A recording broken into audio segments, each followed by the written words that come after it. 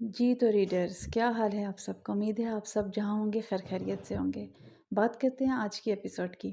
आज की ये एपिसोड फ़रगाम और रूहीन स्पेशल एपिसोड होने वाली है, क्योंकि इस एपिसोड में आपको काफ़ी ज़्यादा रोमांस देखने को मिलेगा। ये एक जज़्बाती और इमोशनल नॉवल के साथ-साथ एक रोमांटिक नॉवल भी है। उम्मीद है आपको पसंद आएगा और अब इस किस्म के सीन तो आगे नॉवल में आते ही रहेंगे।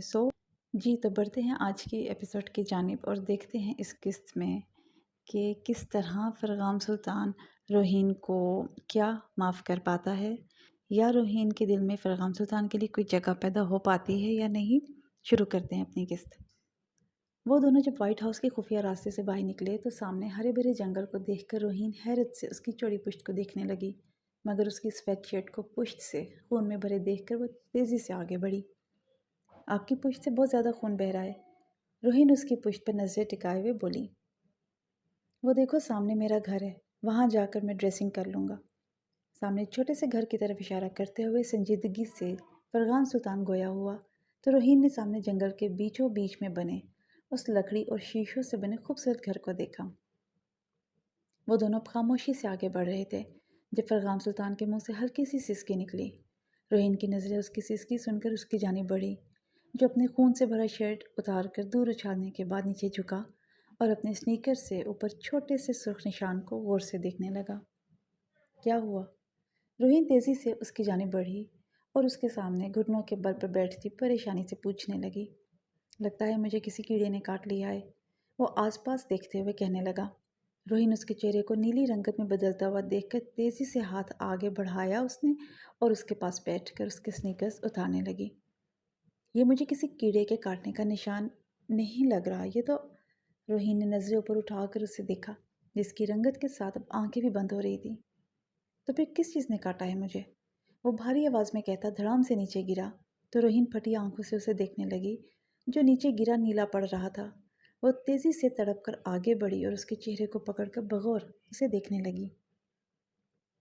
आपको सांप ने काटा है, प्लीज़ हम हिम्मत से काम लें, मैं जहर निकालने की कोशिश करती हूँ। वो उसकी बंद आंखों को खोलती हुई लरजती आवाज़ में कहने लगी। शायद वो सांप बहुत ज़्यादा जहरीला था। ये उसे फरगाम की हालत देखकर लग रहा था। वो उसके सर को खुश्क पत्तों पर रखती तेज़ी से उसके पैरों की तरफ बढ़ी और वो पैर ऊपर उठाकर नम आंखों से उस निशान को देखकर नीचे झुकी और अपने दांतों से उस निशान को ज़ोर से काटती हुई जहर अपने लबों के अंदर लेकर आहिस्ता आहिस्ता से नीचे फेंकने लगी। ऐसा करते हुए उसकी पलकें भारी होने लगी, मगर वो अपनी परवाह किए बगैर उसके पैर से जहर निकालने लगी। आप उठ क्यों नहीं रहे हैं? आपकी रंगत से मुझे लग रहा है अब आपके जिस्म में सांप का जहर ख़त्म हो गया है।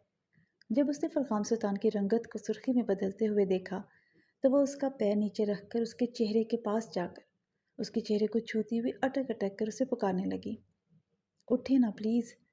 वो उसे इसी तरह पड़े हुए देखकर ज़ोर ज़ोर से झिंझोड़ कर हिलाती हुई कहने लगी, मगर उसी वक्त उसे अपना सर भारी होता हुआ महसूस हुआ तो वो पीछे हटकर अपने सर को थामने लगी। ये दर्द तो कम होने के बजाय और ज़्यादा बढ़ रहा था, जिसे वो सह नहीं पा रही थी। तभी वो अचानक से फरगाम सुल्तान के चौड़े सीने पर जा गिरी। फरगाम को आहिस्ता आहिस्ता से होश आ रहा था। वो अपने ऊपर किसी शय के गिरने पर अपनी भारी पलकें आहिस्तगी से उठाकर अपने सीने की जानिब देखने लगा, तो अपने सीने पर उसे गिरे देखकर मुकम्मल होश में आते ही उठा और उसे अपनी आगोश में लेकर उसकी धड़कनों को चेक करने लगा, जो मध्यम चल रही थी। वो तेज़ी से उसे उठाकर अपने उसी लकड़ी और शीशों से बने घर की जानिब भागा। जब वो घर में दाखिल हुआ तो उसे लिए इस छोटे से घर के इकलौते बेडरूम के दरवाजे की जानिब बढ़ा और एक हाथ से दरवाज़ा खोलकर उसे लिए अंदर दाखिल हुआ। उसे सामने सुर्ख सादा से सिल्क की बेडशीट से कवर जहाज़ी साइज बेड पर लेटाकर पीछे हटा और उसके नीले पड़े लबों को देखने लगा, जो जहर निकालने की वजह से नीले हो गए थे।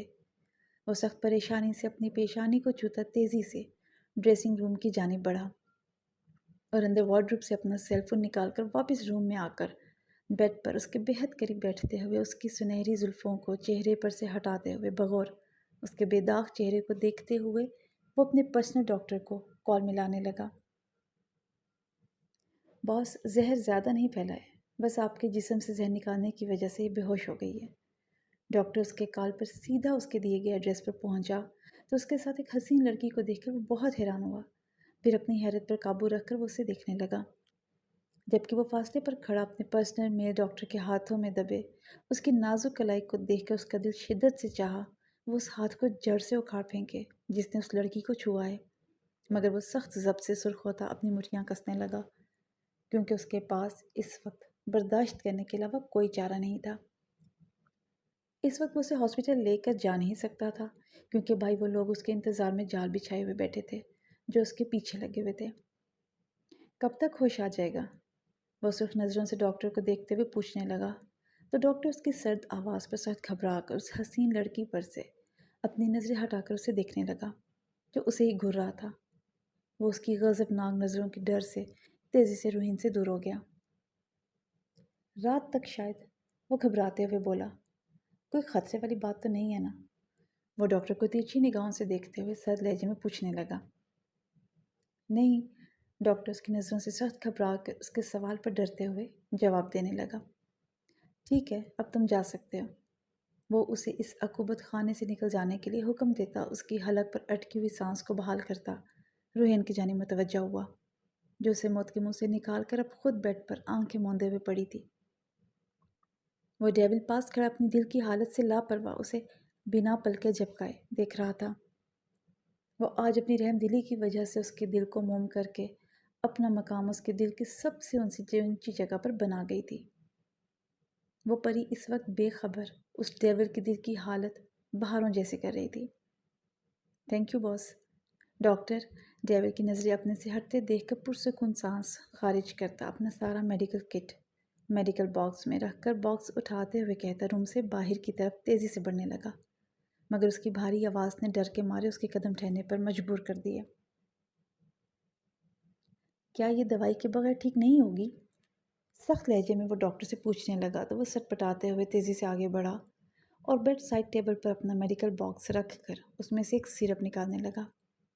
نہیں، یہ اس سیرپ سے جلد صحتیاب ہو جائے گی۔ وہ سیرپ اس کی جانب بڑھاتے ہوئے ڈرتے ہوئے کہنے لگا تو فرغام نے وہ سیرپ پکڑا اور غور سے دیکھنے لگا۔ وہ اپنے معاملے میں ہر انسان پر بھروسہ نہیں کرتا تھا، چاہے وہ کیوان کاردال ہی کیوں نہ ہو۔ اوکے، اب تم جا سکتے ہو۔ مطمئن ہو کر وہ ڈاکٹر کو جانے کا کہتا روحین کے قریب جا کر بیٹھا اور اس کے اوپر جھک کر اسے بغور دیکھنے لگا تو ڈاکٹر اسے مکمل اس لڑکی کے چہرے پر جھکتا ہوا دیکھ کر تیزی سے اس بیڈ روم سے بھاگنے والے انداز میں باہر نکلا۔ اس کی جب آنکھیں کھلیں تو اپنا بھاری سر تھامتی بیڈ سے نیچے اتری تو تبھی اس کی نظریں پورے بیڈ روم کے چکر کاٹنے لگیں جو بہت بڑا اور خوبصورت تھا، خاص کر انٹیریئر ڈیزائن جو کمال کا تھا۔ سیاہ رنگ کی دیواریں، سرخ اور سیاہ رنگ کی بھاری پردے جو کھڑکی پر گرے ہوئے تھے اور سامنے شیشوں سے بنا بالکنی سلائڈنگ۔ What happened? وہ بالکنی سلائڈنگ کو دیکھ رہی تھی کہ زور سے بجلی چمکنے کی وجہ سے لرز کر اپنی نظریں سلائڈنگ سے ہٹا کر جھٹکے سے پیچھے بیڈ گراؤنڈ سے لگ کر اپنے ہاتھوں کو گھٹنوں پر رکھ کر آیت الکرسی کا ورد کرنے لگی۔ اسی پل بیڈ روم کا دروازہ کھول کر وہ اندر داخل ہوا تو اسے سر گھٹنوں پر گرائے پوری طرح سے لرزتے ہوئے دیکھ کر وہ تیزی سے آگے بڑھا اور اسے اپنی آغوش میں بھر کر مخاطب ہوا۔ جواب دو، کیوں ڈر رہی ہو؟ اسے اس طرح گھٹنوں میں چہرہ چھپائے لرزتے ہوئے دیکھ کر وہ سخت لہجے میں کہتا اس کے چہرے کو اوپر اٹھا کر دیکھنے لگا جو آنسوؤں سے بھیگا ہوا تھا۔ اس کا دل نہ جانے ان سبز آنکھوں میں آنسو دیکھ کر تڑپ اٹھا تو اچانک سے وہ آگے بڑھا اور اس کی نم پلکوں کو چھونے لگا۔ وہ رونا بھول کر خاموش نظروں سے اسے دیکھنے لگی جو بغور اسے ہی دیکھ رہا تھا۔ خاموش کیوں ہو؟ روم میں ایئر فریشنر کی خوشبو اور کھڑکیوں پر پردے گرنے کی وجہ سے ماحول خوابناک بن گیا تھا۔ وہ دونوں ایک دوسرے کی آنکھوں میں آنکھیں ڈالے آہستہ آہستہ سے اس لمحے کے سحر میں گرفتار ہوتے جا رہے تھے۔ آپ کی وجہ سے، وہ اس کی آنکھوں میں دیکھتی ہوئی بولی تو فرغام سلطان تھوڑا سا آگے کھسکا اور وہ سٹ پٹا کر پیچھے ہونے لگی اور اسی طرح دونوں کے آگے پیچھے ہونے کی وجہ سے روحین سیدھا جا کر بیڈ گراؤنڈ سے ٹکرائی۔ کیوں؟ فرغام سلطان اس کے پیچھے بیڈ گراؤنڈ سے ٹکرانے کی وجہ سے اس کے اوپر آ چکا اور اس کے ایک ہاتھ کو اپنے ایک ہاتھ سے پکڑ کر دائیں اور دوسرے ہاتھ سے اس کے دوسرے ہاتھ کو بائیں جانب رکھتا خاموش نظروں سے بغور اس کے چہرے کو شرم کے باعث سرخ ہوتے ہوئے دیکھنے لگا۔ کیونکہ آپ ظالم ہیں۔ روحین بیڈ گراؤنڈ سے لگی اپنے دونوں ہاتھ اس ڈیول کے ہاتھوں کی گرفت میں جکڑے دیکھ کر آنکھوں کو اس پر ٹکائے ہوئے بولی۔ उस लम्हे उन दोनों के बीच खामोशी छाई हुई थी। सिर्फ दोनों की सांसों की शोर रूम में सुनाई दे रहा था। सिर्फ सालिम, उसकी अपने बाएं गिरफ्त में दबी नाजुक हाथ पर दबाव बढ़ाकर वो संजीदगी से बोला। अपनी कलाई को जलते हुए महसूस करती वो सिसकी। नहीं, आप एक बेरहम दरिंदे भी हैं। वो गिरफ्त मजबूत होने की वजह से सिसकती हुई बोली। फरगाम उसकी जानिब देख रहा था। उसके गालों पर सुर्खी देखकर खौस आ गया और बेसाख्तगी में उसके बाएं गाल पर झुककर अपने लब रख गया। तो तुम मुझसे दूर क्यों नहीं होती? बार बार मेरे सामने क्यों आ जाती हो? मुझसे और मेरी परछाई से क्यों नहीं छुपती हो तुम? क्यों मेरे जुल्म सहती हो हमेशा? हाँ? उसकी थोड़ी से पकड़ के वो सब्ज आंखों में अपनी सुरमई जज्बों की गर्मी ली आंखों को डालकर बोझे लहजे में पूछने लगा। आपने मुझे कैद किया है तो मैं कैसे आपसे छुप सकती हूँ? हाँ? बोलें। और मैं आपके जुल्म के डर की वजह से सहती हूँ। वो नम आवाज़ में बोली। उसकी नज़दीकियों से उसकी कमदार पलकें बुरी तरह से हिल रही थी। उसकी गुस्ताखियों के डर से लब लरस कर अलग ही हशर बर्पा कर रहे थे। तुम मेरी कैद से निकलना चाहती हो? वो उसकी थोड़ी पर पकड़ सख्त करता तंद खुलेजे में पूछने लगा। रोहीन उसकी सख्त पकड़ पर सिसकी। हाँ, लरसती हुई आवाज़ में उसने जवाब दिया। ठीक है, तुम आज और अभी से मेरे आसपास नज़र नहीं आओगी। अगर मुझे तुम्हारा साया भी नज़र आया ना तो मैं तुम्हें अपनी इस कैद से रिहाई बिल्कुल भी नहीं दूंगा। जाओ, इस रूम से निकल जाओ। सदमोहरी से कहता वो उसे गुस्से से खुद से दूर करता। उसकी शर्म के बाइस मदहम चलती सांसों को वो बहाल कर गया। इससे पहले कि वो डेविल अपना इरादा बदलता, वो अपनी अथल पथल धड़कनों को संभालती हुई तेज़ी से बेडरूम से बाहर भागी। रूही, तुम्हारी ये दूरी शायद अब मुझे या तो मार देगी या फिर पागल कर देगी।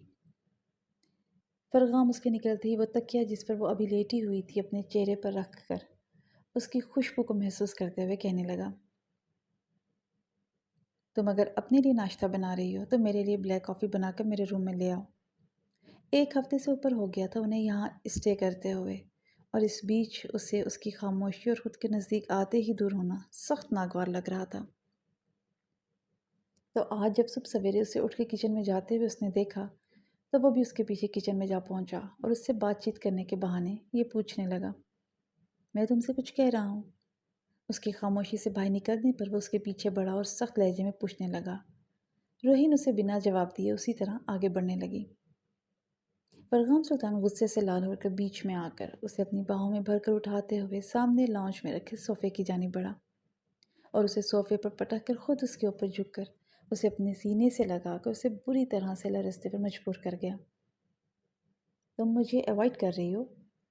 वो उसके इतने दिनों से खुद से गुरेजा होने पर आज उसके भागने से पहले ही उसे पकड़कर अपने सीने से लगाकर उसकी आंखों में एक काली पट्टी और दोनों हाथों को सख्ती से पकड़कर रस्सियों से बांधकर वो उसे खुद में सख्ती से भींचते हुए सरगोशियाना अंदाज में पूछने लगा। नहीं तो?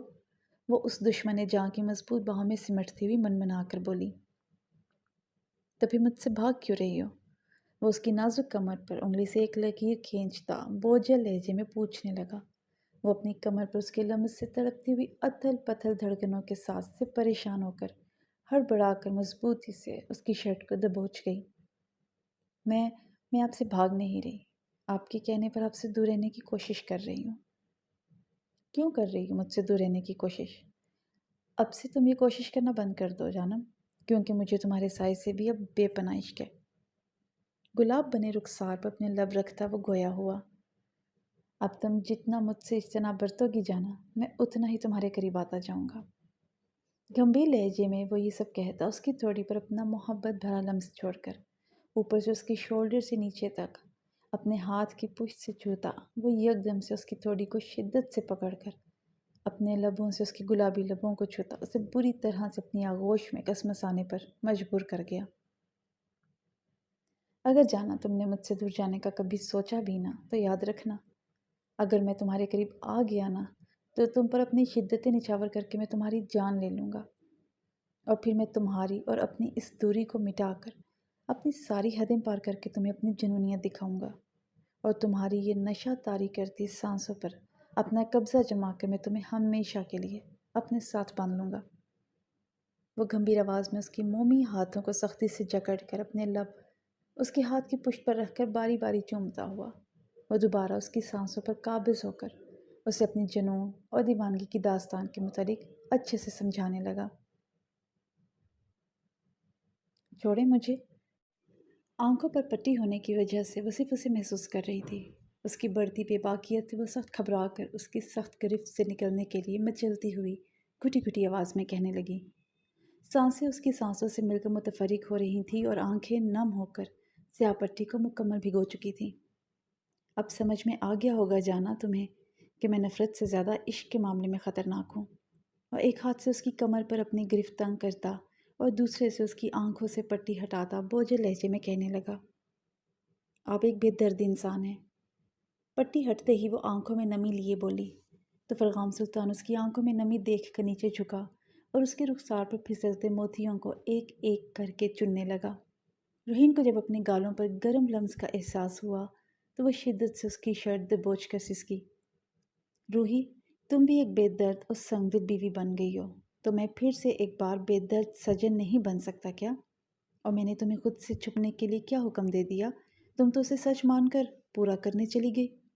کیوں تم میرے سوئے ہوئے درندے کو جگا رہی ہو جانا؟ اگر یہ جاگ گیا نا تو اس پرانے والے سے زیادہ خطرناک ثابت ہوگا تمہارے لیے۔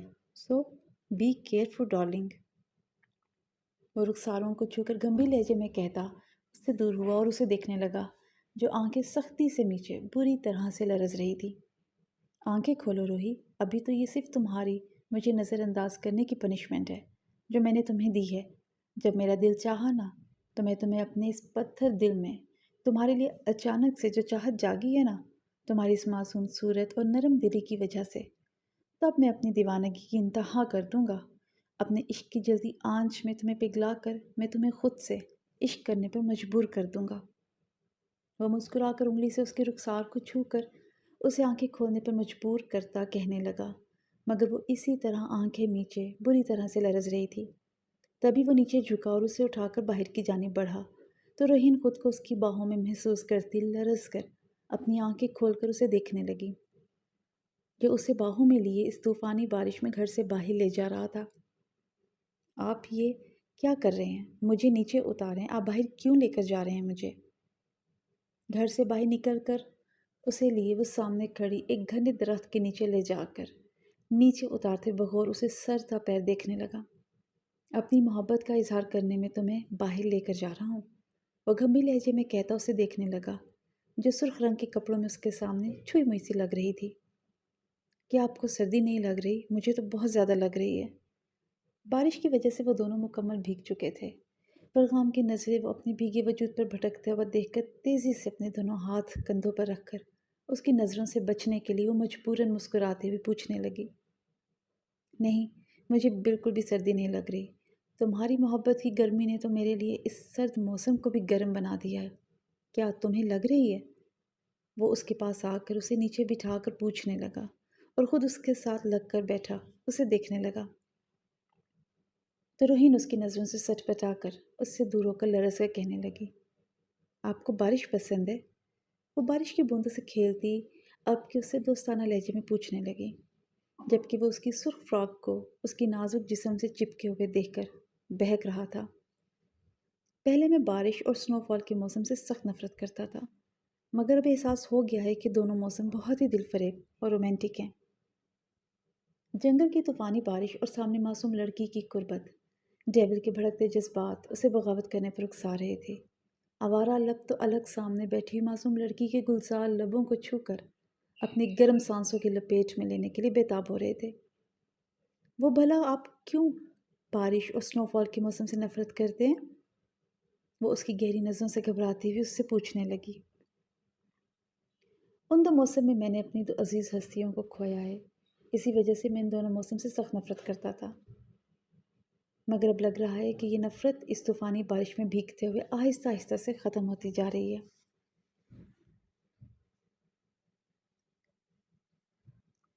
وہ اس کے چہرے پر بارش کی بوندوں کو گرتے ہوئے دیکھ کر ان بوندوں سے جلنے لگا جو اس حسین مہجبین کے چہرے پر بڑے ہی استحقاق سے گر رہے تھے۔